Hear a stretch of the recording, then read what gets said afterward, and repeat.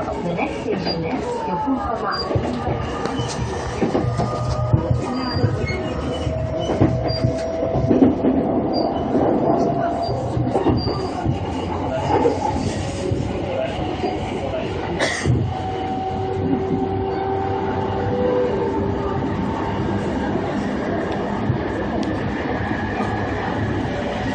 ありがとうございます。東海道線通電車の東京駅です。